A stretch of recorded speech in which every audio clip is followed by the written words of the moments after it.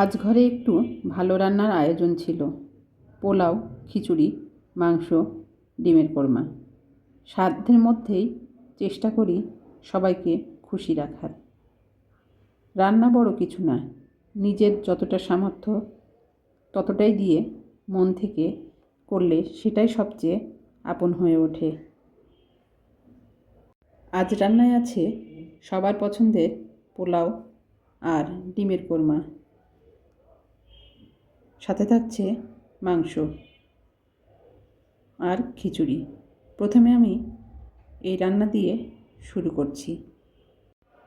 ঘরে যেটা সবাই ভালোবাসে সেটাকেই গুরুত্ব দিয়ে রান্না করছি। ডিমের কোরমা দিয়েই রান্নাটা শুরু করলাম।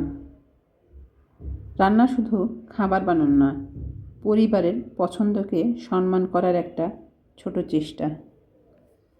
তো মশলার সাথে ডিমটাও কষিয়ে নিয়েছি। আরেক চুলায় পোলাওটা বসিয়ে দিয়েছি। ভালোভাবে ডিম মশলার সাথে কষিয়ে নিয়েছি। পোলাওয়ে দিয়ে দিয়েছি গরম পানি। এ পর্যায়ে ডিমের কোরমাতে দিয়েছি লিকুইড দুধ। পোলাওয়ে দিয়েছি লিকুইড দুধ। দুটো রান্না একসাথে শুরু করলে রান্না করতে খুব বেশি একটা সময় লাগে না। এ পর্যায়ে দিয়েছি পেঁয়াজের বেরেস্তা, কাঁচামরিচ আর ঘি। সবশেষে লেবুর রস।